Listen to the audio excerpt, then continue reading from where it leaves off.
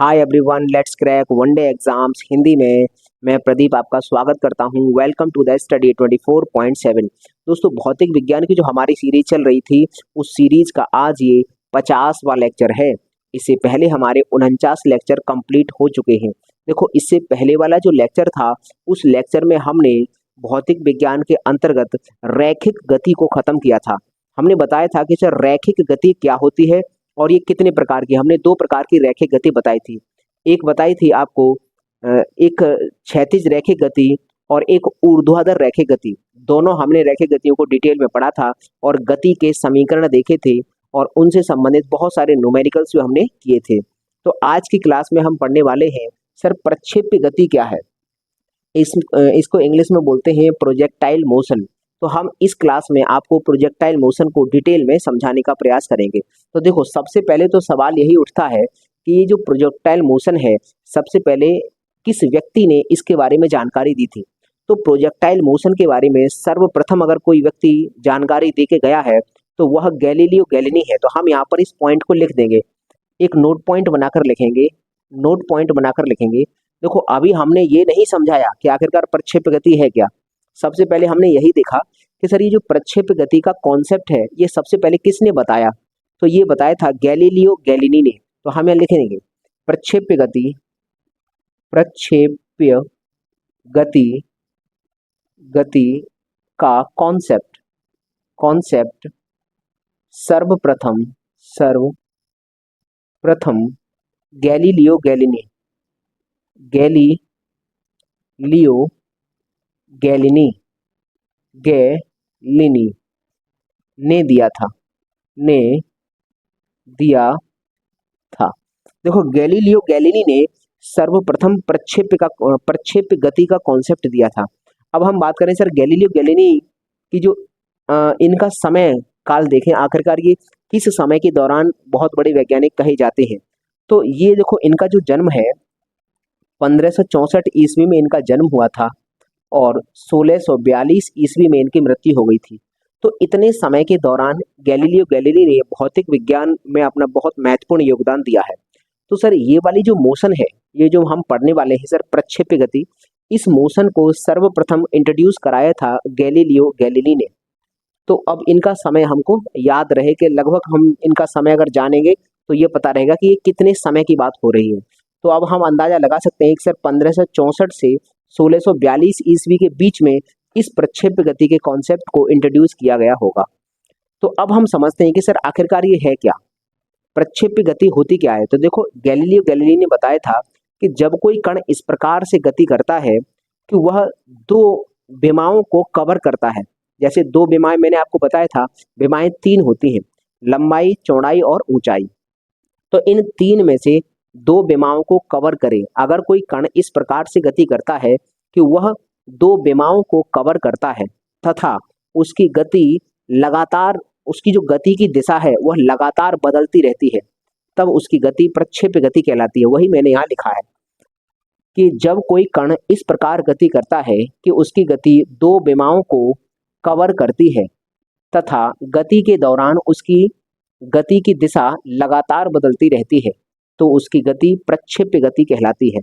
तो projectile motion sir उन्होंने बताया कि देखो, ये अगर यहाँ पर अगर पार्टिकल को मूव कराएंगे, जैसे मान लीजिए कि एक यहाँ पर है कण, अभी मान लीजिए ये कण यहाँ पर है। अब अगर ये मूव करेगा, अगर मान लीजिए ये ऐसे जाता सीधा, तो सर ये केवल एक ही डायरेक्शन में एक विमा को कवर करता, एक्स अक्ष वाली विमा को। अगर से केवल ये ऊपर जाता तो सर केवल एक अक्ष को कवर करता, बाई अक्ष को कवर करता है। लेकिन ये ना तो इस तरह से जा रहा ना इस तरह से जा रहा है, ये जा रहा है बीच में से इस तरह से। तो इसका मतलब अगर मान लीजिए यहाँ पर है अभी और ये आ गया यहाँ पर, ये पार्टिकल यहाँ आ गया, यहाँ से यहाँ पर आ गया, तो देखा जाएगा तो सर ये इसने ऊपर वाली दूरी भी कवर की है। अगर देखा जाएगा तो ये कहाँ आ गया है, ये यहाँ पहुँच गया है यहाँ तक, और देखा जाएगा ये वाली। तो हम यहाँ पर दो बातें बता सकते हैं क्या, कि सर इसने दो प्रकार का मूवमेंट किया। सर एक तो ये यहाँ से देखो आगे बढ़ गया है, इतनी दूरी आगे आ गया है और ऊपर भी चला गया है। तो ये जो पार्टिकल मूव कर रहा है, अगला हम देखते हैं सर अगर यहाँ आ जाएगा तो फिर देखा जाएगा कि सर यहाँ से देखो ऊपर भी है और यहाँ से आगे भी है। तो इसने दो अक्षों पर वही मैंने कहा था कि दो विमाओं को कवर करता है। ये जो गति है उसकी दो विमाओं में गति हो रही है। ये लंबाई भी कवर कर रहा है और ऊंचाई भी कवर कर रहा है। फिर हम बात करते हैं सर, यहाँ पर आएगा, ये हो जाएगा। अगर हम इसको देखेंगे तो यहाँ से ऊंचाई निकालेंगे तो सर ऊंचाई एक यहाँ पर भी होगी, एक ऊंचाई इसकी ये भी होगी, और सर ये एक ऊंचाई ये भी होगी। और अगर हम बात करते हैं आगे और बढ़ाते हैं तो यहाँ आएगा तो सर इसकी एक ऊंचाई यहाँ पर हो जाएगी। अगर ये पार्टिकल यहाँ आ गया तो इसकी एक ऊंचाई ये हो जाएगी। अब लास्ट में अंततः वो यहाँ पहुंच जाएगा।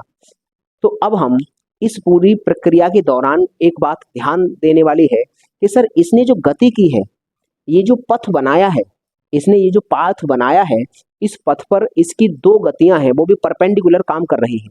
सर एक गति तो ऊपर जाने वाली है, ऊपर भी जा रहा है और आगे भी बढ़ रहा है। तो इसका मतलब अगर हम बात करें तो सर इस पर दो गतियां होंगी, एक गति ऊपर की तरफ और एक गति क्षैतिज की तरफ। यहाँ पर भी देखेंगे तो सर एक गति ऊपर की तरफ और एक गति क्षैतिज की तरफ। यहाँ पर भी देखेंगे तो सर ऊपर जाने वाली जो गति है वो शून्य हो गई होगी, ऊपर जाने वाली गति है वो शून्य हो गई होगी। तो यहाँ पर इसीलिए ये ऊपर अब नहीं, ये महत्तम बिंदु है, सबसे ऊंचा बिंदु यही है। अब यहाँ से ऊपर तो नहीं गया, इसका मतलब ऊपर जाने वाली जो वेलोसिटी होगी, मान लीजिए हम यहाँ पर लिख लेते हैं सर, ऊपर जाने वाला जो वेग होगा वो अब शून्य हो गया होगा, लेकिन क्षैतिज वेग यहाँ पर अभी भी उतना ही होगा जितना पहले था। अगर यहाँ देखा जाएगा तो अब ये परपेंडिकुलर नीचे की तरफ मोशन हो गई और ये आगे बढ़ेगा, गति की दिशा बदल गई।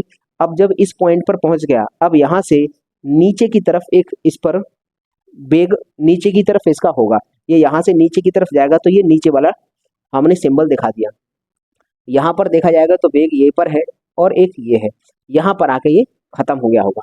तो कुल मिलाकर हमने देखा कि सर ये जो पार्टिकल है हर एक बिंदु पर, यहाँ पर मैं दिखाना चाहता तो हर एक बिंदु पर बहुत सारे पार्टिकल दिखा सकता था, लेकिन चित्र खराब हो जाता, इसलिए मैंने लिमिटेड दिखाए हैं। यहाँ देखा जाए तो इस पर सर दो वेग काम कर रहे हैं, एक क्षैतिज दिशा में, एक ऊर्ध्वाधर ऊपर की तरफ। यहाँ पर भी देखें तो एक क्षैतिज दिशा में, एक ऊपर की तरफ। यहाँ पर देखें तो ऊपर की तरफ वाला शून्य हो गया, अब यहाँ क्षैतिज दिशा में भी है। अब यहाँ पर जब यहाँ आगे आएगा तो सर यहाँ से अब ऊपर तो जा नहीं रहा, अब नीचे जा रहा है, तो नीचे वाली वेलोसिटी बढ़ेगी। यहाँ से यहाँ तक इसका जितना वेग घट के शून्य हो गया होगा, शुरुआत में जितना भी वेग था इसका, जितने वेग से हमने ये फेंका था, अब जब ये यहाँ से पार्टिकल यहाँ तक पहुंचेगा तो उतना ही वेग प्राप्त कर लेगा जितना यहाँ से हमने फेंका था। यहाँ तक जाते जाते वो शून्य हो गया, फिर यहाँ से बढ़ना स्टार्ट होगा, यहाँ तक आते आते उतने ही वेग से यहाँ टकराएगा जितने वेग से हमने यहाँ से ये फेंका था। तो हमें ये समझ में आया कि सर ये जो पथ नजर आता है, ये जो पथ है, इस पथ का एक नाम होता है। अगर आपने गणित पढ़ा होगा इंटरमीडिएट में तो वहां इस पथ का नाम होता है परवलय। तो ये जो प्रक्षेप्य है, हम बात करें सर, ये जो हमने फेंका है, जैसे भाला फेंक वाला प्रतियोगिता होती है, उसमें भाला को ऐसे फेंकते हैं, तो वो भाला भी इस तरह से प्रोजेक्टाइल मोशन करते हुए जाकर गिरता है। तो अगर हम बात करें सर प्रक्षेप्य गति में ये जो प्रक्षेप्य का पथ है वह कैसा होता है, ये सवाल पूछा गया है, तो हम कहेंगे प्रक्षेप्य का पथ परवलयाकार होता है। तो हम एक नोट पॉइंट यहाँ लिखेंगे, यहाँ लिख देते हैं कि प्रक्षेप्य का पथ NOTE, प्रक्षेप्य का पथ, प्रक्षेप्य का पथ परवलयाकार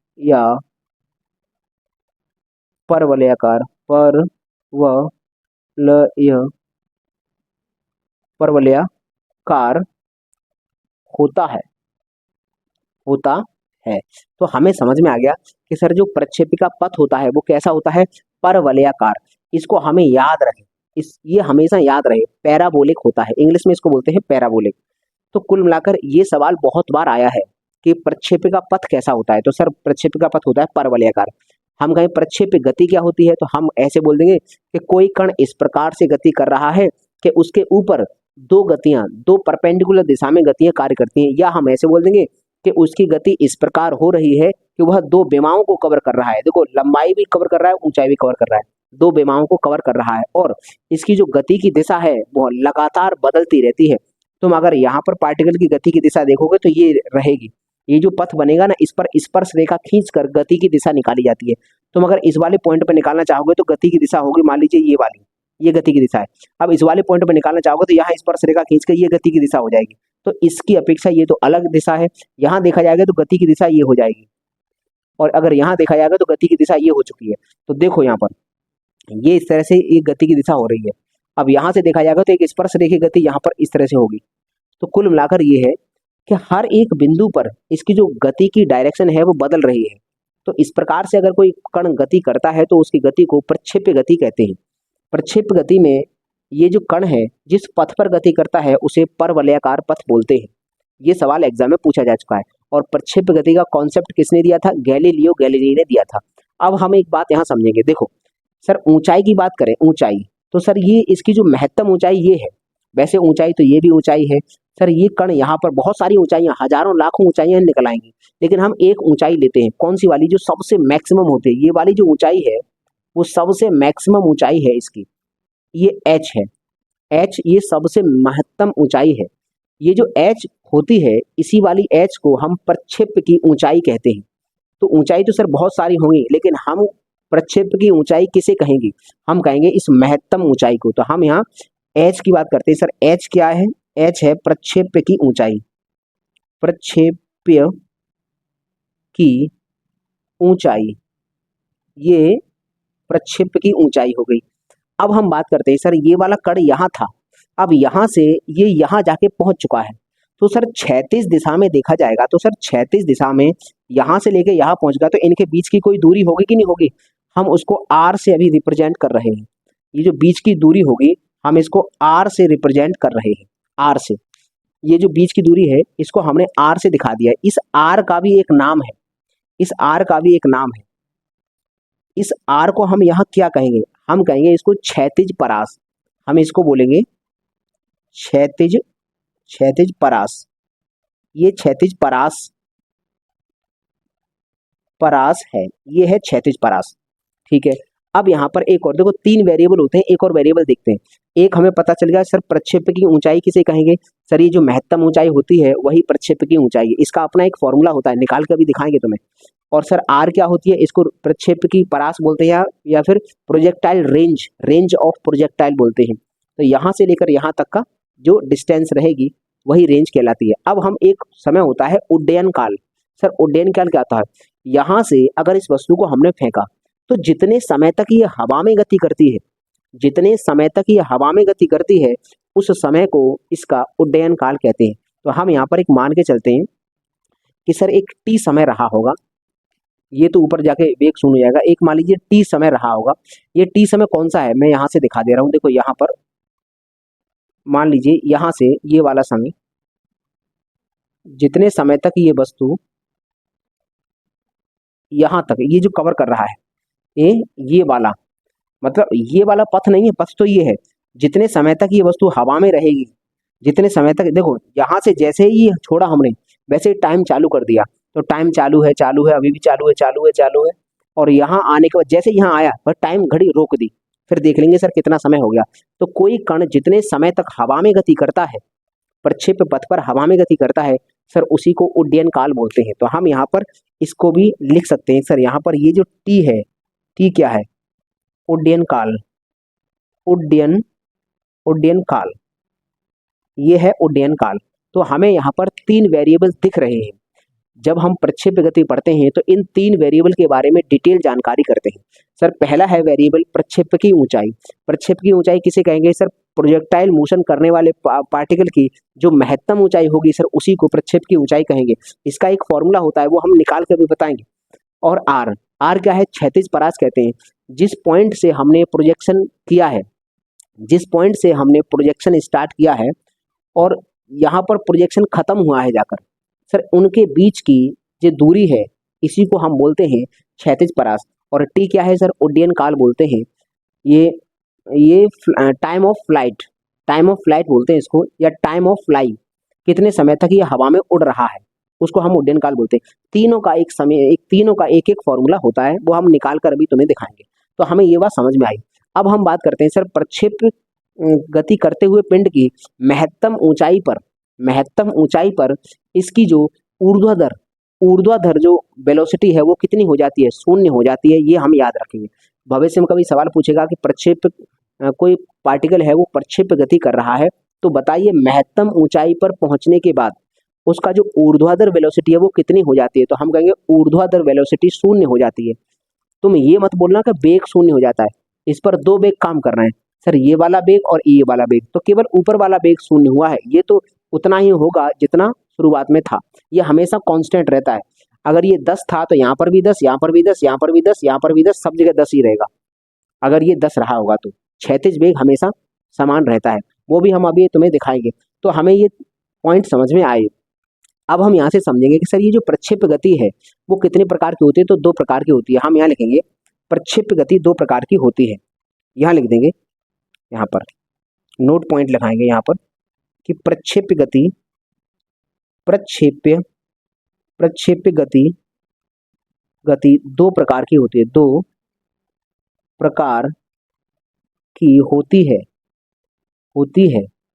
दो प्रकार की होती है प्रक्षेप्य गति। तो कौन से प्रकार की होती है? तो हम वो दोनों प्रकार यहाँ लिखते हैं कि सर कौन से वो प्रकार हैं। तो पहला है क्षैतिज प्रक्षेप्य गति, या देखो इसका नाम है कोणीय प्रक्षेप्य गति, और दूसरा है क्षैतिज। तो पहला हम कोणीय लिख देते हैं, कोणीय प्रक्षेप्य गति, ये है कोणीय प्रक्षेप्य गति, एंगुलर प्रोजेक्टाइल मोशन। और सर दूसरी कौन सी है? दूसरी है क्षैतिज प्रोजेक्टाइल मोशन, क्षैतिज प्रक्षेप्य गति। तुम कहोगे सर ये जो कोणीय प्रक्षेप्य गति है वो जरा थोड़ा हमें दिखाओ, चित्र इसका कैसा बनेगा? तो देखो इसका डायग्राम तो ऐसा ही बनता है, अगर ऐसे फेंका इस तरह से गिरा तो ये है आपका कोणीय प्रक्षेप्य गति का एग्जाम्पल। और अगर तुम क्षैतिज प्रक्षेप्य गति का एग्जाम्पल समझना चाहते हो तो हम मानते हैं यहाँ पर कोई घर है, घर की चोटी पर यहाँ पर कोई व्यक्ति पहुंच गया है, इसने यहाँ से कोई वस्तु फेंकी है, तो इस तरह से उस गति करते हुए यहाँ आ गई है, गिर गई। तो ये जो गति होगी सर, ये वाला मतलब जब क्षैतिज प्रक्षेप्य गति होती है तो उसमें क्या करते हैं, कोई व्यक्ति कुछ ऊंचाई पर पहुंच जाता है, वहां से क्षैतिज दिशा में किसी वस्तु को फेंकता है, फिर वो इस तरह से आकर ये नीचे गिर जाती है। तो ये वाली है क्षैतिज प्रक्षेप्य गति, और सर ये है कोणीय प्रक्षेप्य गति। अब हमें इनको डिटेल में समझना है और यहाँ से फिर फॉर्मूले भी निकालने हैं, इनके 3 फॉर्मूले। तो एक काम करिए, पहले आप लीजिए इसका स्क्रीनशॉट, उसके बाद हम ये पढ़ेंगे सबसे पहले कोणीय प्रक्षेप्य गति क्या होती है, उसके बाद फिर ये वाली। तो चलिए इसका स्क्रीनशॉट लीजिए। तो चलिए अब हम कोणीय प्रक्षेप्य गति को समझ लेते हैं। देखो यहाँ पर ये लिखा है कोणीय प्रक्षेप्य गति, एंगुलर प्रोजेक्टाइल मोशन। सर ये वाली जो गति है वो किस तरह से गति होती है, और इस गति को समझने से पहले एक नोट पॉइंट हम समझेंगे कि सर गति के समीकरण केवल रैखिक गति पर लागू होते हैं।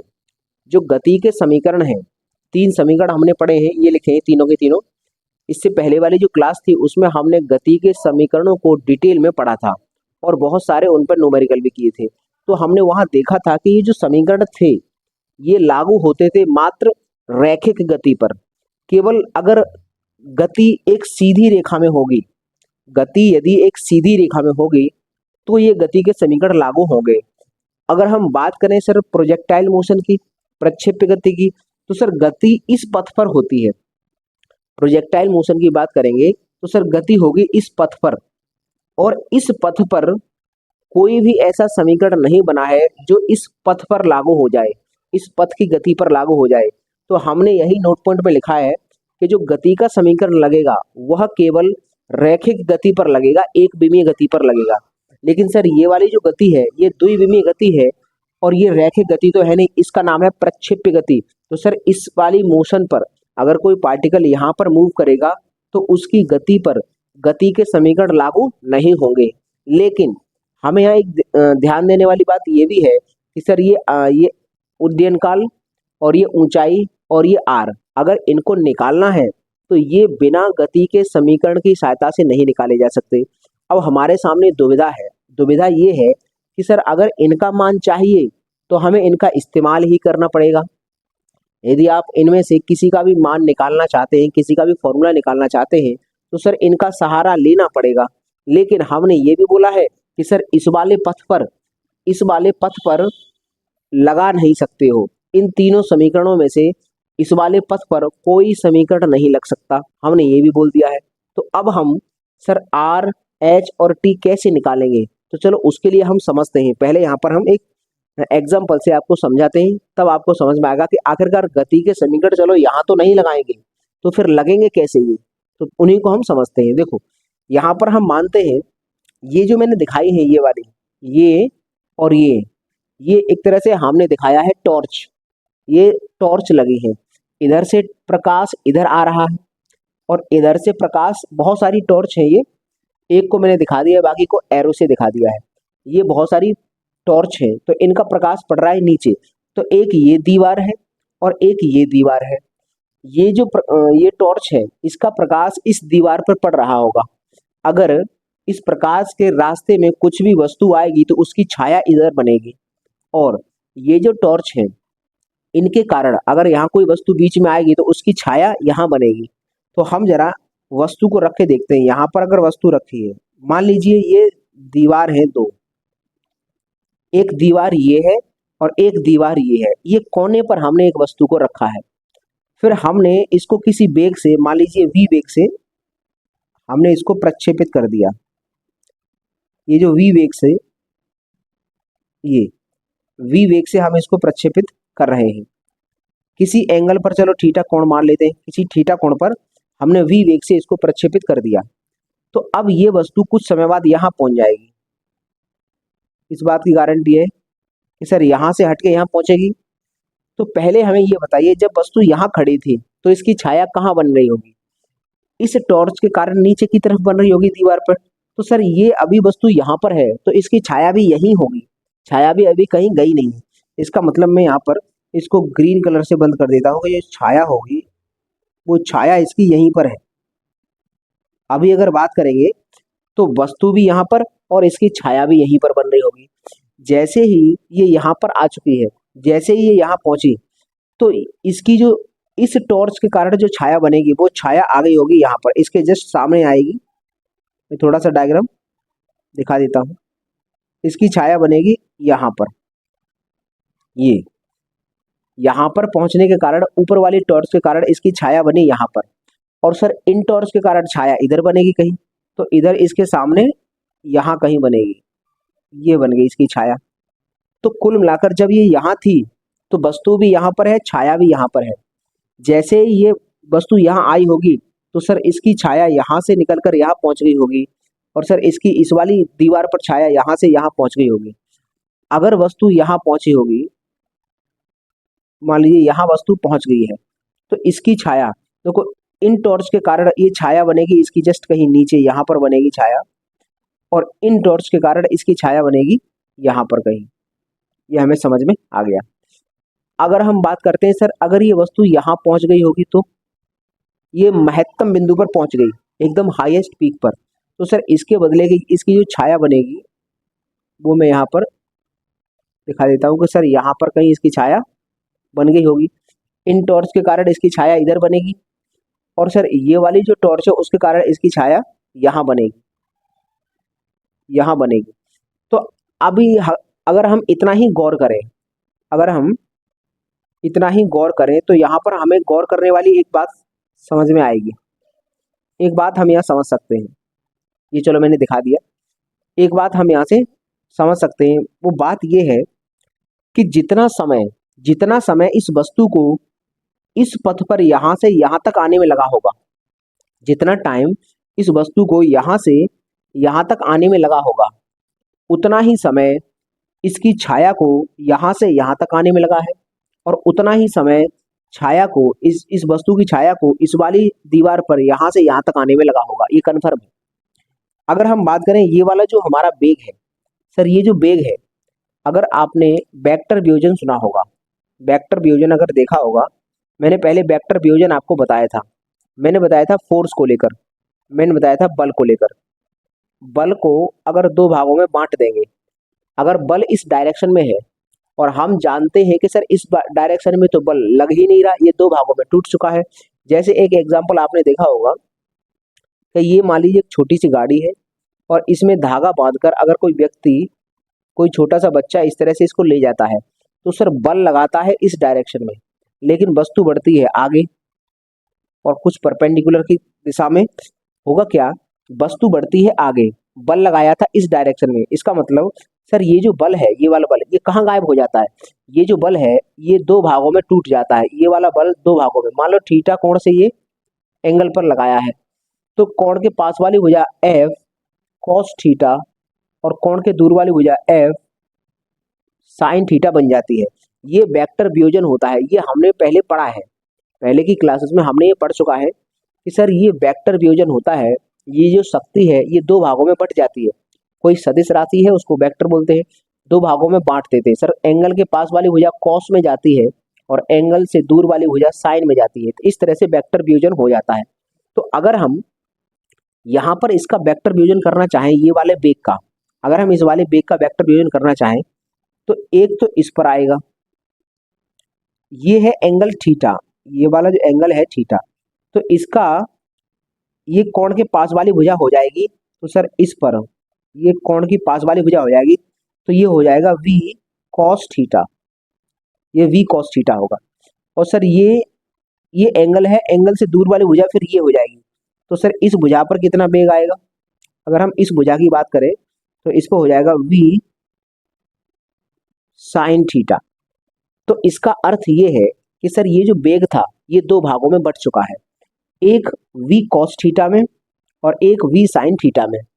v sin थीटा इस वाली दीवार पर जो भी छाया इसकी ऊपर की तरफ बढ़ेगी, इसकी जो छाया बनेगी जो इस वाली दीवार पर किस वेग से ऊपर बढ़ेगी? v sin थीटा के वेग से ऊपर बढ़ेगी। और सर छाया इस वाली सतह पर चलेगी, इस वाली दीवार पर चलेगी, तो किस वेग से चलेगी? v cos थीटा से चलेगी। अब हमें इतना समझ में आया है कि सर जब वस्तु यहाँ से यहाँ तक पहुंची होगी उतने समय में सर छाया यहाँ से यहाँ तक पहुंच गई होगी, और सर उतने ही समय में छाया यहाँ से यहाँ तक पहुंच गई होगी। अगर हम और बात करेंगे और आगे बढ़ाएंगे तो सर देखो ये आधा आधा प्रोजेक्टाइल कवर किया है, आधा प्रोजेक्टाइल यहाँ तक कवर किया है, तो सर जितना समय इसको यहाँ से यहाँ तक आने में लगा है उतना ही समय फिर यहाँ से यहाँ तक आने में लगेगा, कन्फर्म है। तो यहाँ से यहाँ तक आने में अगर इसको स्मॉल टी समय लगा है, मान लीजिए स्मॉल टी, हम मानते हैं कि सर ये एक स्मॉल टी समय है जो इस वस्तु को यहाँ से यहाँ तक पहुँचने में लगा है। अब स्मॉल टी इतना ही समय वस्तु को यहाँ से यहाँ तक पहुँचने में लगेगा, ये कन्फर्म है। तो सर हम एक काम करते हैं, इसकी वैल्यू निकाल लेते हैं कैसे भी करके। अगर ये टी हमको मिल जाए, अगर हमको ये टी मिल जाएगा तो सर टी की सहायता से हम इसका पूरा टाइम निकाल सकते हैं, जो उड्डयन काल होता है, जो हम मानते हैं सर कितने समय तक ये हवा में रहेगा, तो वो हम निकाल सकते हैं। अगर इसकी वैल्यू निकाल लेंगे तो इसमें 2 का गुणा कर देंगे, क्योंकि जितना ये जो टी है वो यहाँ से यहाँ तक आने का समय है, तो जितना यहाँ तक आने का समय है सर उतने ही समय में ये वस्तु यहाँ से यहाँ पहुँचेगी। तो सर टी अगर ये है तो इधर भी इसको टी समय लगेगा, तो हम इस टी की वैल्यू निकाल लेंगे, और टी की वैल्यू जैसे ही निकालेंगे उसमें 2 का गुणा कर देंगे, आंसर आ जाएगा।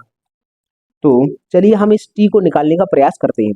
या हम एक और बात समझ सकते हैं कि ये यहाँ तक आने का टी समय हो गया, आगे भी टी समय जाएगा, वस्तु जब यहाँ आएगी तो छाया यहाँ, अब यहाँ आ जाएगी और इसकी छाया यहाँ पहुँच जाएगी, यहाँ आ जाएगी तो छाया यहाँ पर और यहाँ पर छाया। मतलब क्या होगा कि अगर इससे आगे अगर वस्तु चलेगी तो इस वाली दीवार पर छाया नीचे की तरफ आना प्रारंभ हो जाएगी और इस वाली दीवार पर छाया आगे बढ़ना प्रारंभ हो जाएगी।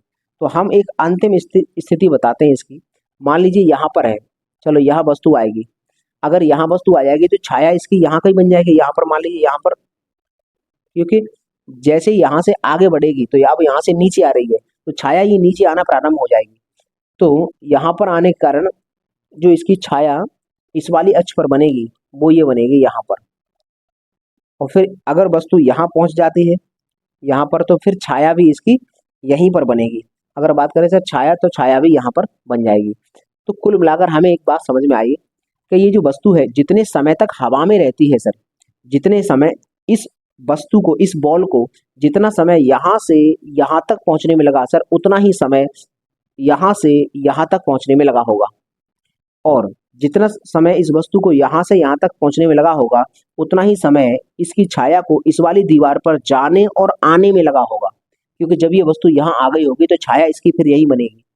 इसका मतलब अगर इस वाली अक्ष पर देखेंगे तो सर जाने और आने का समय, अगर हम इस वाली अक्ष पर बात करेंगे तो सर जाने का, छाया के जाने का और आने का समय, ये टोटल ये समय, और यहाँ पर देखेंगे तो सर यहाँ से लेकर यहाँ तक जाने का समय, यहाँ से यहाँ तक जाने का समय, ये वाला समय, और यहाँ से वस्तु को इस अक्ष पर घूमकर इतना जो समय लगेगा, ये वाला समय हमेशा बराबर होता है। ये तीनों समय बराबर होते हैं। तो हम ये जानते हैं कि सर इस पर तो हम लगा नहीं सकते, हम ये जानते हैं कि सर इस पर तो हम गति का समीकरण लगा नहीं सकते। तो हम क्या करेंगे सर, इसकी छाया पर, ये छाया तो एक सीधी रेखा में चल रही है सर, इस पर अगर देखेंगे तो ये भी छाया सीधी रेखा में चल रही है, और ये भी सर छाया सीधी रेखा में चल रही है। तो सर छाया छाया के ऊपर छाया के ऊपर तो सर हम गति के समीकरण लगा सकते हैं, क्योंकि छाया सीधी रेखा में चल रही है। तो हम इसकी छाया की सहायता से हम इसका समय निकाल लेंगे, आवर्तकाल निकालेंगे। सर आवर्तकाल इसका कितना होगा, या जो उड्डयन काल है वो सर इसका कितना होगा। तो हम पहले इस स्मॉल टी की वैल्यू निकाल लेंगे। ये टी है क्या सर, ये टी जो है ना वो टी यहाँ तक का समय है, केवल जो टी है वो टी है यहाँ तक का समय, ये यहाँ तक का समय है। तो अगर हम इस टी की वैल्यू निकाल लें तो सर उसमें 2 का गुणा कर देंगे तो पूरा ये आवर्तकाल आ जाएगा। तो चलो हम निकालने का प्रयास करते हैं। देखो अब हम यहाँ पर एक बात समझेंगे सर, ये वस्तु इस वस्तु की जो इस वाली अक्ष पर छाया होगी, उस छाया को ऊपर जाने का वेग क्या है, वी साइन थीटा है।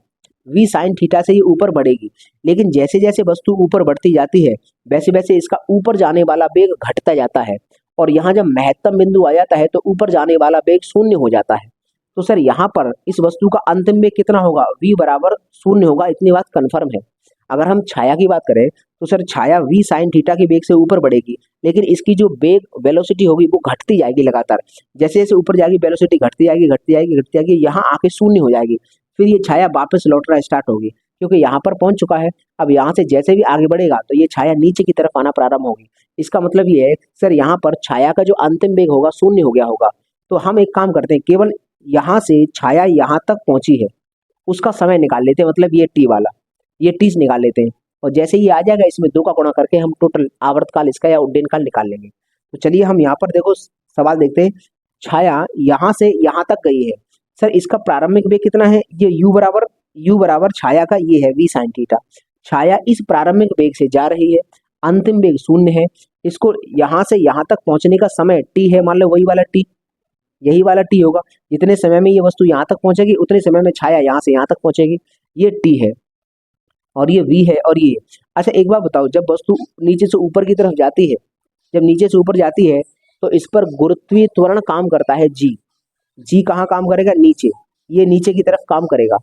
तो अब हमारे सामने कौन सा फॉर्मूला है जिससे हम g u t और v के बीच में संबंध बता सकते हैं। तो हमें सर देख रहा है सर गति का प्रथम समीकरण v बराबर u प्लस ए टी पहला समीकरण है। तो हम पहला समीकरण यहाँ पर अप्लाई करते हैं, गति का जो पहला समीकरण है ये वाला हम इसको अप्लाई करते हैं। क्यों, क्योंकि सर हमारे पास g u t और v मौजूद है। तो अब हम देखते हैं v बराबर u plus A T, v बराबर u plus A T, A T की जगह हम जी टी रखेंगे, जी टी। लेकिन आप एक बात समझो, जब वस्तु नीचे से ऊपर की तरफ जाती है तो गुरुत्वीय त्वरण नीचे की तरफ लगता है, तो अपोजिट चल रही है तो यहाँ माइनस का साइन आएगा, यहाँ माइनस का। अब जरा हम वैल्यू को पुट करते हैं, वैल्यू यहाँ पर पुट करते हैं। ये जो वैल्यूज हैं यहाँ पर रखो, v की वैल्यू कितनी है, शून्य, ये शून्य हो गया, बराबर u की वैल्यू कितनी है, v sine theta, v sine theta ये u की वैल्यू है, माइनस माइनस ये है जी टी, g और t। अब हम इसको जी टी को इधर ले आएंगे तो क्या बनेगा, प्लस का हो जाएगा जी टी बराबर v साइन थीटा। अच्छा ये जो v है ना इसको हम u मान के चलते हैं, क्योंकि आगे जाके तुम्हारा फॉर्मूला u में निकाल देंगे, u और ये है तुम्हारा u। तो हम इसको भी u मान के चलते हैं, u साइन थीटा और u साइन थीटा। तो अगर हमें t की वैल्यू निकालनी है तो g को उधर भेजना है, तो t बराबर कितना होगा, t बराबर हो जाएगा u sine theta upon g। ये आ चुका है सर t कितना है सर, यहाँ से यहाँ तक का समय है। अगर हमें पूरा समय चाहिए तो सर 2 का गुणा करना पड़ेगा, तो पूरा यहाँ से यहाँ तक का जो पूरा समय होगा वही तो आवर्तकाल होता है या फिर उड्डयन काल। तो हम सर उड्डयन काल का फॉर्मूला यहाँ से निकाल सकते हैं। सर उड्डयन काल का फॉर्मूला क्या बनेगा? उड्डयन काल का फॉर्मूला टी बराबर बनेगा, ये इसमें 2 का गुणा करेंगे तो 2 का गुणा जब यहाँ करेंगे तो ये हो जाएगा 2u sine theta upon G. ये हमारे पास उड्डयन काल का फॉर्मूला निकल के आ गया। ये सर उड्डयन काल का फॉर्मूला हो गया जो हमने सीखा है। उड्डयन काल हमने कैसे निकाला है? सर यहाँ से यहाँ तक का समय निकाल लिया, ये आया है सर ये वाला समय। अगर इसमें 2 का गुणा कर देंगे तो पूरा समय निकल आएगा। और हमने ये निकाला कैसे है? इस वाले पथ पर नहीं निकाला, गति का समीकरण लगाया है लेकिन इस पर नहीं लगाया क्योंकि यहाँ तो लग नहीं सकता। तो सर इसकी छाया पर लगाया है, जो छाया इस परपेंडिकुलर डायरेक्शन में जा रही है। अब यदि यहाँ पर हम एक और गति का समीकरण लगाएं, कौन सा समीकरण लगाएंगे? सर यहाँ से यहाँ तक जाने में सर हम दूसरा समीकरण लगा के देखते हैं, गति का दूसरा समीकरण। तो सर यहाँ से यहाँ तक जो h हम मानते हैं सर यहाँ पर ये जो डिस्प्लेसमेंट रहेगा, डिस्प्लेसमेंट वो अभी h है, h ये डिस्प्लेसमेंट है, ये h यही तो होगा, यही तो h होगा कि ये वस्तु महत्तम ऊंचाई तक पहुंच गई है, तो यहाँ तक की जो ऊंचाई होगी वो h होगी। तो सर वो h ये भी तो होगी, ये जो h है ये वाली h यहाँ पर हमने रख दी है इसके बराबर, यही वाली होगी। तो हम ये निकाल सकते हैं सर गति का दूसरा समीकरण लगाएंगे। गति का दूसरा समीकरण क्या होता है? h बराबर होता तो ये s है, s का मतलब डिस्प्लेसमेंट है, तो यहाँ से लेके यहाँ तक का डिस्प्लेसमेंट h ही तो है, तो हम ये रख देंगे h बराबर ut प्लस माइनस करेंगे। माइनस क्यों करेंगे? क्योंकि वस्तु की जो छाया है वो नीचे से ऊपर जा रही है, तो जब उल्टी डायरेक्शन में जाती है तो माइनस का चिन्ह लेते हैं, माइनस का हाफ GT स्क्वायर। तो यहाँ पर हम लगा सकते हैं सर u बराबर प्रारंभिक वेग कितना है? प्रारंभिक वेग है, अच्छा दूसरा समीकरण आप लगा दो। अगर हम दूसरा समीकरण लगाएंगे तो यहाँ t की वैल्यू रखनी पड़ेगी, t की वैल्यू रखेंगे u बराबर u साइन थीटा हो जाएगा। दूसरा समीकरण नहीं लगाते, दूसरे समीकरण से नहीं निकालेंगे, तीसरे से निकालेंगे भाई। दूसरा समीकरण अभी मत लगाइए, यहाँ तीसरा समीकरण लगाओ। तीसरा v स्क्वायर बराबर u स्क्वायर। तीसरा समीकरण हमने क्यों लगाया? क्योंकि सर हमें अंतिम वेग मालूम है ना, अंतिम वेग मालूम है, इसका मतलब दूसरा समीकरण अगर लगा देंगे तो सर हमें अंतिम वेग काम नहीं कर पाएंगे, तो इसका मतलब v का इस्तेमाल करना है तो तीसरा समीकरण लगाना होगा। तो चलो यहाँ पर करो, माइनस का 2g और h। सर v अंतिम वेग शून्य है तो ये भी शून्य हो गया, बराबर है ये u स्क्वायर मतलब प्रारंभिक वेग। तो इस छाया का ऊपर जाने वाला प्रारंभिक वेग क्या था? u साइन थीटा था, तो हम यहाँ रख देंगे u साइन थीटा और इसका होला है होल स्क्वायर, माइनस का 2g और h। अगर h की वैल्यू निकालनी है तो ऐसा करो, इसको उठाकर इधर लाएंगे तो ये हो जाएगा 2gh बराबर u square sine square theta. तो यहाँ से h का मान निकालना चाहते हैं तो h का मान आएगा u square sine square theta upon 2g। ये है फॉर्मूला, देखो ये हमारा h भी निकल आया। h का अगर हमें फॉर्मूला निकालना है तो सर ये आया h का फॉर्मूला। अब हमें r चाहिए, मात्र रेंज एक रह गई बस r। यदि तुम r को चाहते हो तो r तो सर ये होती है ना, यहाँ से लेके यहाँ तक की डिस्टेंस r होती है। तो r हम जानते हैं कि सर ये जो छाया है, अब छाया पर बात करेंगे, इस वाली दीवार पर चलने वाली जो छाया है वो किस वेग से आगे बढ़ रही है? इस चाल से, मान लो चाल या वेग, इस वेग से आगे बढ़ रही है और ये हमें दूरी निकालनी है, ये दूरी निकालनी है। और यहाँ से यहाँ तक आने का समय क्या था? वो t था। ये t पता है कौन सा है? ये वाला t है, ये वाला, क्योंकि जितने समय में वस्तु यहाँ से यहाँ तक पहुंचेगी उतने समय में छाया यहाँ से यहाँ तक पहुंचेगी। तो टोटल समय निकालना है, टोटल समय होता है t का डबल, ये t था इसका डबल, ये गया आवर्तकाल। तो हमें पता है सर यहाँ से यहाँ तक जाने का समय t है, कैपिटल T, जो उड्डयन काल है। और सर यहाँ इस पर चाल कितनी है? u cos थीटा है। तो हमारे पास फॉर्मूला होता है चाल बराबर दूरी बट्टे समय। एक फॉर्मूला हम जानते हैं सर, चाल बराबर दूरी बट्टे समय, एक फॉर्मूला हमें याद है। तो हम यहाँ लिखते हैं चाल बराबर दूरी बट्टे समय। हम ये फॉर्मूला भली भांति जानते हैं। तो सर चाल कितनी है? चाल है इस कंडीशन में u cos थीटा। अच्छा हमें निकालना क्या है? दूरी तो निकालनी है, दूरी। तो दूरी बराबर चाल गुणा समय हो जाएगा।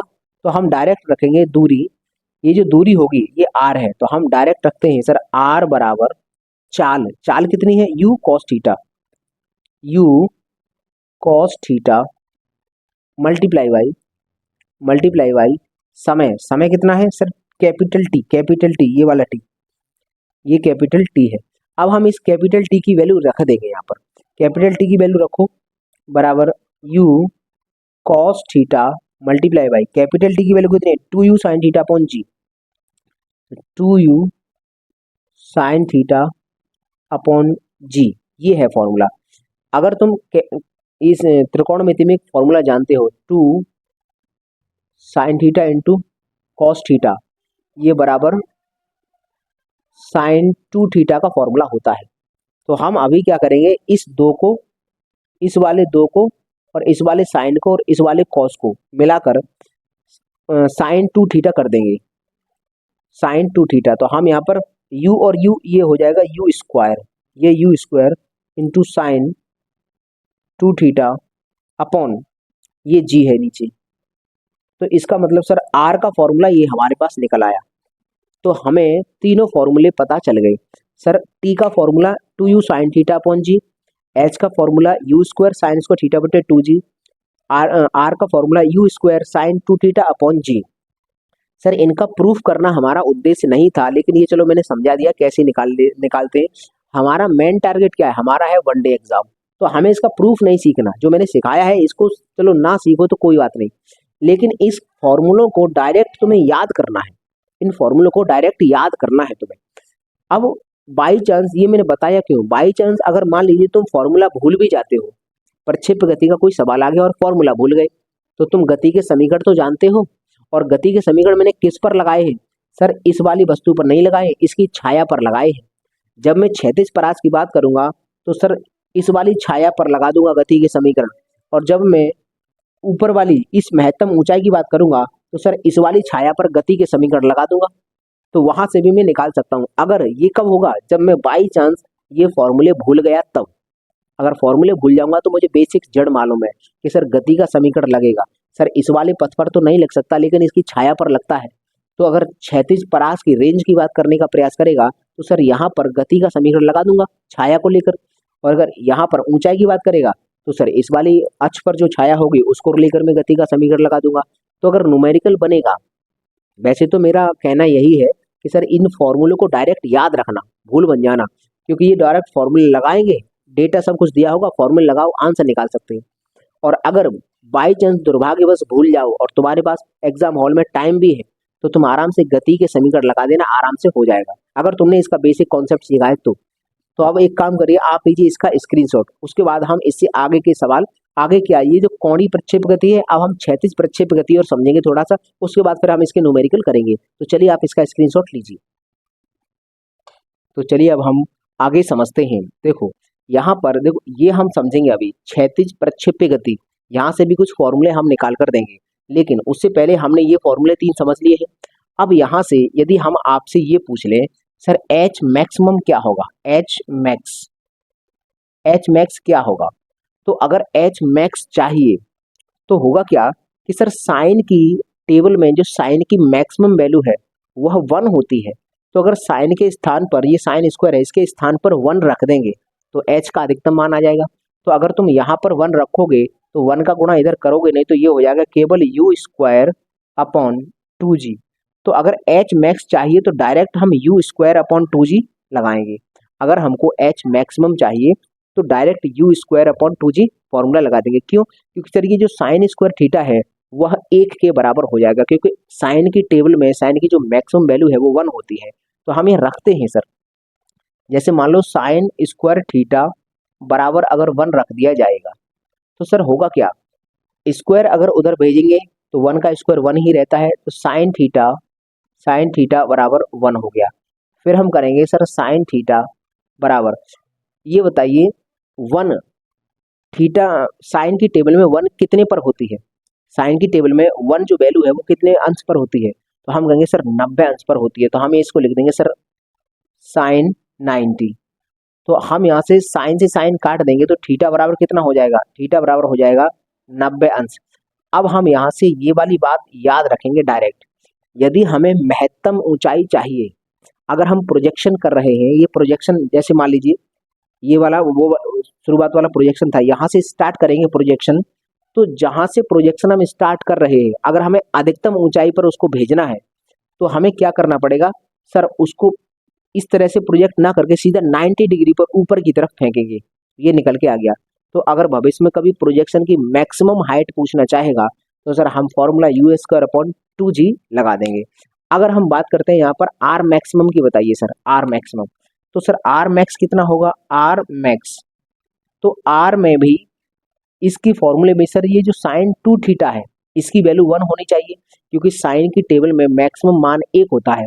तो सर जो साइन 2θ है उसका मान 1 होना चाहिए। तो सर ये डायरेक्ट हम कर देंगे u² / g हो जाएगा, u²/g ये हो जाएगा सर आर का मैक्सिमम मान। लेकिन अब हम इतना समझे कि यहाँ पर हमने रखा क्या है, साइन 2θ की वैल्यू रखी है 1, तो हम यहाँ रख देंगे सर हमने रखा क्या था, साइन 2θ बराबर 1 है। तो एक काम जानते हैं सर 1 किसकी वैल्यू होती है, साइन 90 की वैल्यू। तो हम यहाँ लिखेंगे साइन 2θ बराबर साइन 90। तो यहाँ से 2θ बराबर 90 निकल के आया, तो थीटा बराबर क्या होगा, 45 अंश। इस कोण को हमें याद रखना है। अगर आपसे ये पूछेगा कि हमें आर मैक्सिमम चाहिए, मतलब ज़्यादा से ज़्यादा दूरी पर वस्तु जाकर गिरे, तो हम कितने एंगल पर वस्तु को फेंकने का प्रयास करेंगे, 45 डिग्री पर। तो जैसे भाला फेंक वाली प्रतियोगिता होती है, उसमें जो भाला फेंका जाता है उस भाला का जो क्षैतिज से एंगल रखेंगे हम 45 रखेंगे, तो भाला मैक्सिमम दूरी पर जाकर गिरेगा, मैक्सिमम दूरी पर जाकर गिरेगा। अगर हम 45 अंश के कोण पर फेंकेंगे तो ये क्षैतिज है, मान लीजिए क्षैतिज से 45 अंश के कोण बनाते हुए फेंकेंगे तो मैक्सिमम आर पकड़ेगा। तो ये हमें समझ में आया। यहाँ से हमें एक और समझना होगा, एक हम यहाँ पर चित्र बना रहे हैं, एक फॉर्मूला और है, उसके बाद हम इस पर लौटेंगे। है क्या फॉर्मूला, जैसे मान लीजिए ये है, यहाँ से एक प्रोजेक्शन किया, यहाँ आके गिरा, तो मान लीजिए इसकी जो हाइट है, इसकी जो हाइट है h है h, और ये हमने थीटा कोण पर किया था प्रोजेक्शन, ये थीटा कोण पर हमने प्रोजेक्शन किया था। एक और हम प्रोजेक्शन कर रहे हैं सर, यहाँ से हम एक और प्रोजेक्शन कर रहे हैं। ये मान लीजिए h1 है, अभी हमने इसको दूसरे कोण पर देखा, लेकिन वो भी यही आके गिरा, और इसका जो प्रोजेक्शन है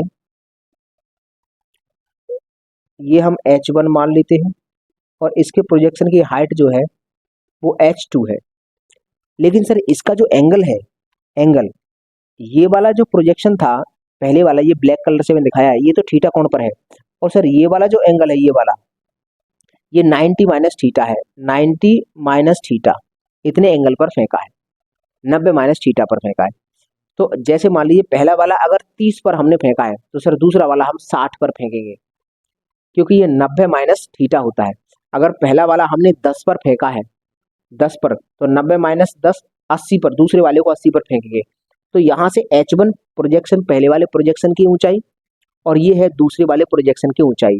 तो इस कंडीशन में हमारे पास एक फॉर्मूला होता है, इस कंडीशन में हमारे पास एक फॉर्मूला होता है कि हम यहाँ पर डायरेक्ट एक फॉर्मूला होता है, जो हम अभी इसको रखते हैं, ये क्या है, आर, ये जो आर होती है आर, ये आर निकालने का हमारे पास एक डायरेक्ट फॉर्मूला है।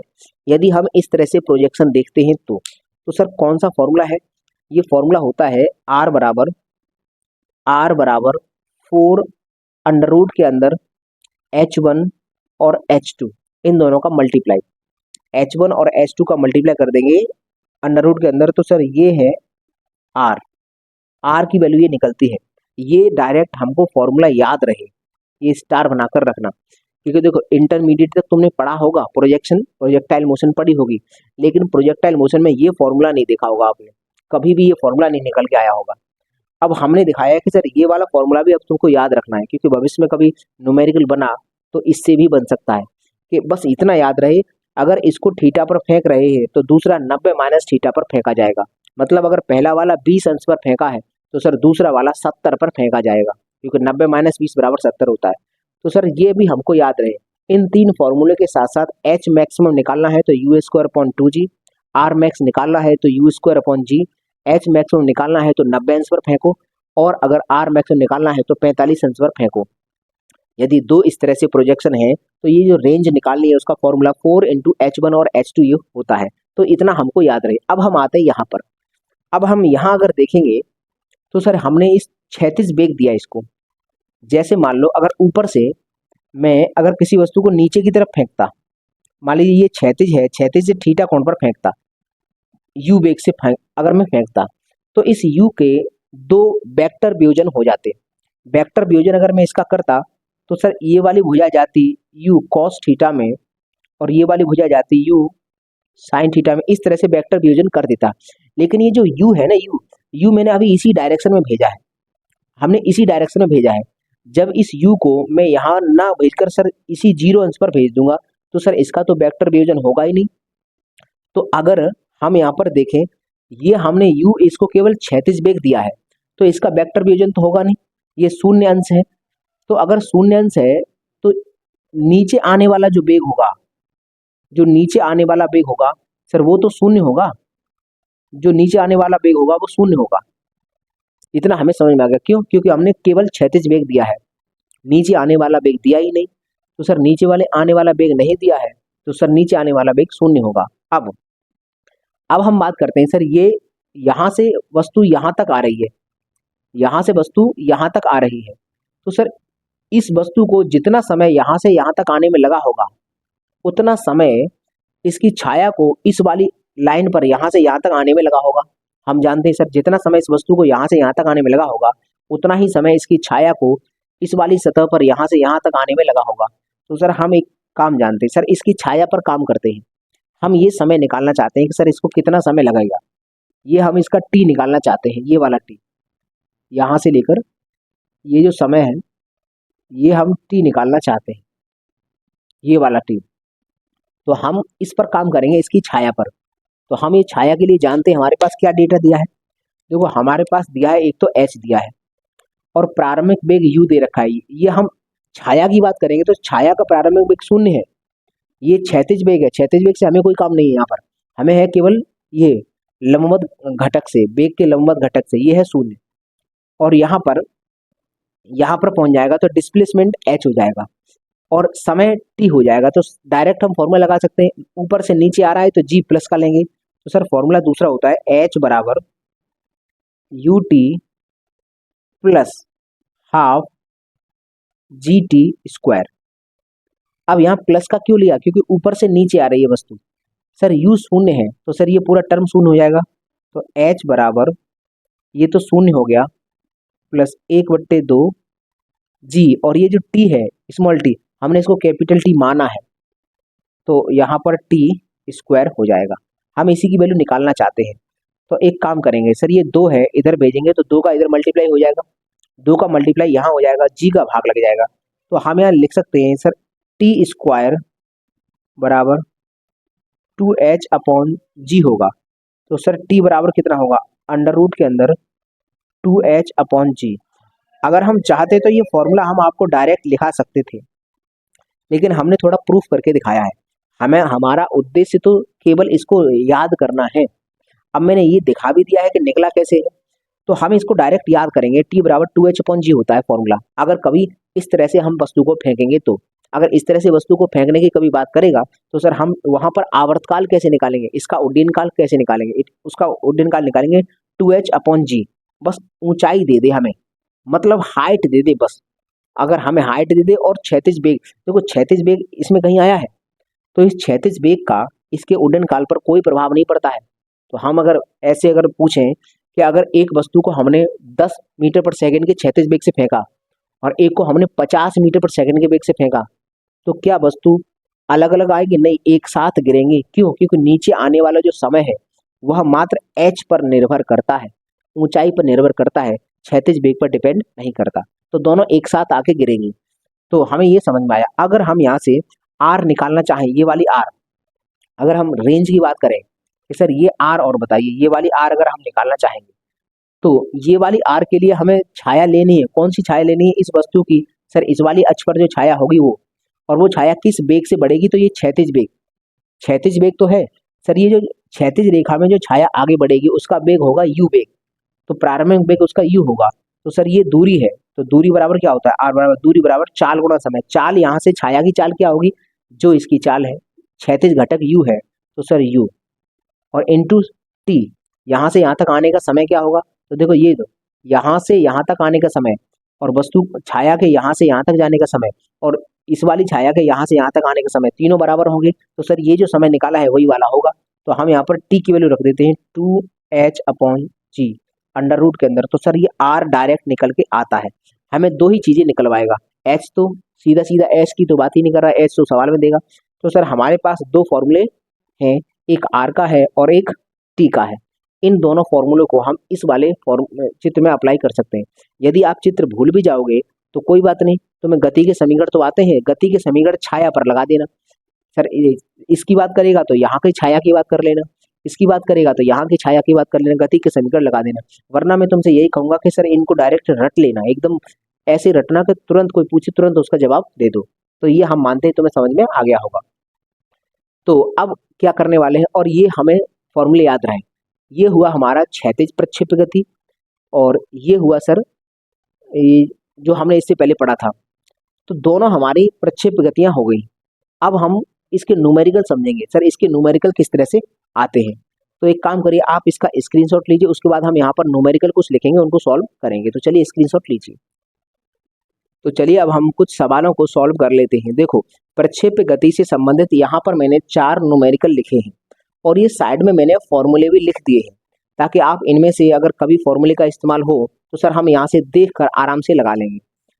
ये जो वाली जो प्रक्षेप्य गति है इसमें सर 4 फॉर्मूले हमने बताए हैं और ये वाली जो प्रक्षेप्य गति है उसमें ये दो फॉर्मूले बताए हैं। तो ओवरऑल प्रक्षेप्य गति में हमें 6 फॉर्मूले याद करने हैं। तो चलो हम सवाल को पढ़ते हैं। सवाल क्या है सर, पहला क्वेश्चन नंबर पहला देखते हैं। सर क्या है, एक वस्तु को क्षैतिज से 30 अंश के कोण पर 20 मीटर पर सेकंड के वेग से प्रक्षेपित किया तो उसका उड्डयन काल बताओ। मतलब क्या है, देखो यहाँ से अगर हम वस्तु को इस तरह से प्रक्षेपित करेंगे तो यहाँ पर क्या क्या दे रखा है, उसने एक तो दे रखा है सर एंगल कितना है, 30 डिग्री के कोण पर हमने इसको फेंका है। अगला सर इसका वेलोसिटी दे रखा है कि इसका वेग कितना है, कितने वेग से हमने इसको फेंका है, तो 20 मीटर प्रति सेकंड ये दे रखा है। अब हमसे पूछा गया है सर उड्डयन काल बताओ। बस यहाँ पर जी की वैल्यू है वो 10 इस्तेमाल कर लेना। तो उड्डयन काल का सर हमें फॉर्मूला याद है। उड्डयन काल का फॉर्मूला क्या होता है, टी बराबर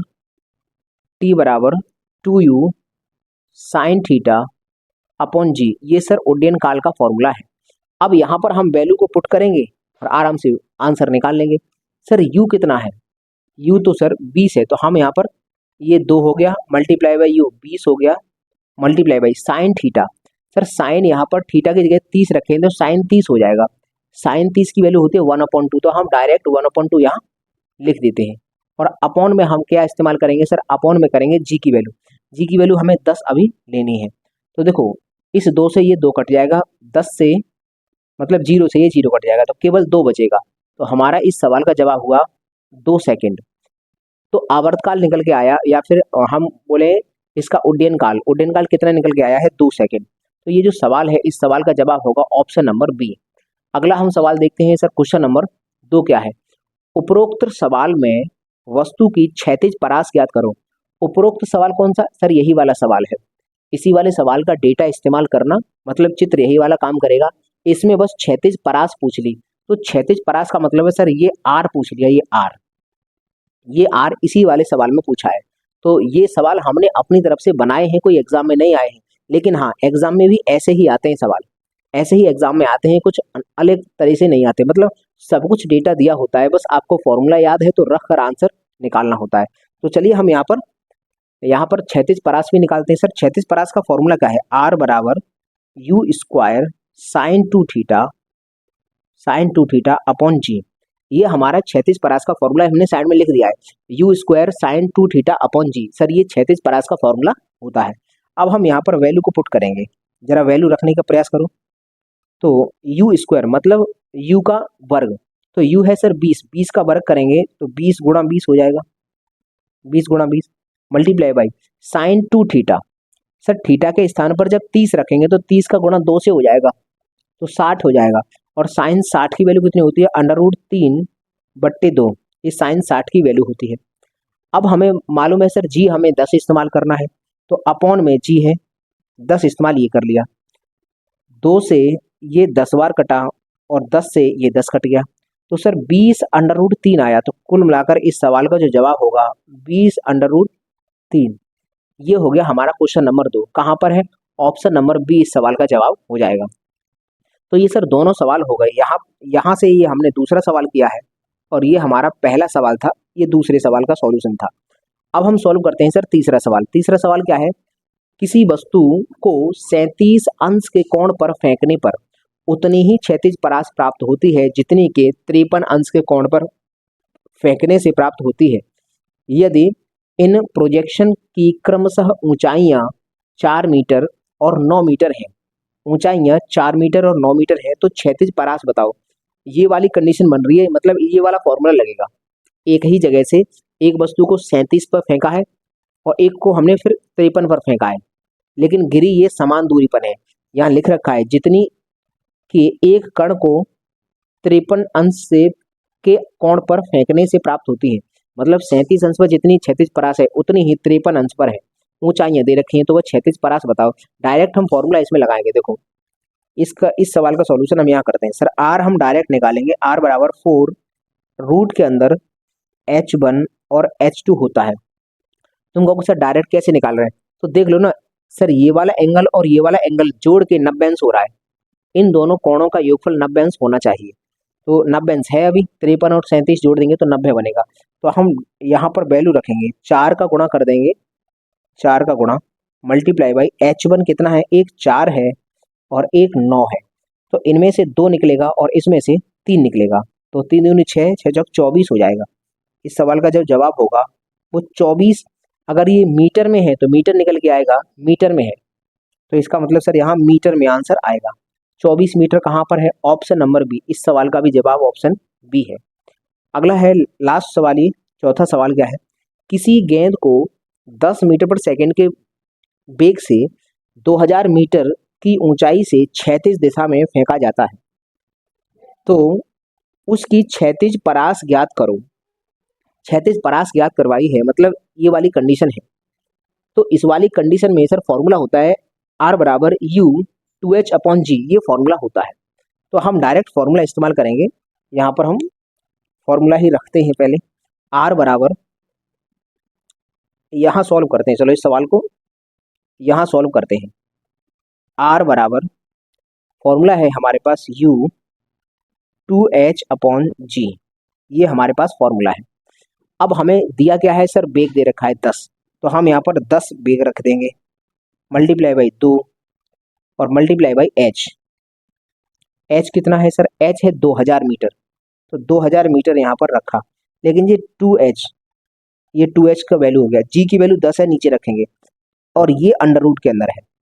तो देखो यहाँ से एक जीरो से एक जीरो कट जाएगी, 200 का गुणा अगर 2 में करेंगे तो बनेगा 400, और 400 का अगर स्क्वायर रूट लेंगे तो सर 20 निकल के आएगा, और 20 का गुणा इस 10 से कर देंगे तो लगातार हम मल्टीप्लाई करने के बाद देखेंगे तो सर ये 200 निकल कर आएगा। तो इस सवाल का जवाब हुआ sir 200। Option number C, option number C 200 metre इस सवाल का जवाब होगा। तो देखो हमने बड़ी आसानी से इन सवालों को सॉल्व कर लिया। अगर हम यहाँ पर 10, 20, 30 सवाल भी करा दें फिर भी बहुत आसान होंगे, कुछ नहीं होता है। फिजिक्स के सवालों की बस एक ही खासियत है सर, हमें बस वैल्यू सब देता है, सब वैल्यूज देगा, तुम्हें पहचाननी है कौन सी वैल्यू किसकी है, और फिर फॉर्मूला आपको याद होना चाहिए। फॉर्मूला याद है तो वैल्यू रखो, बस सॉल्व करना होता है। फिजिक्स का न्यूमेरिकल बस इतना आसान होता है। तो चलिए हम इतना ही न्यूमेरिकल करते हैं। अब इसके अलावा हम बहुत सारे न्यूमेरिकल और भी कर सकते हैं, लेकिन सर ये जो 6 फॉर्मूले में लिखाए हैं इनके अलावा कोई नया फॉर्मूला तो इस्तेमाल होगा नहीं। तो यहाँ पर आपकी ये प्रक्षेप्य गति है पूरी तरह से समाप्त होती है। तो हम अब देखो, आप इसका स्क्रीनशॉट लीजिए और मुझे दीजिए इजाजत। मैं मिलूंगा आपको अगली वीडियो में, तब तक के लिए नमस्कार दोस्तों।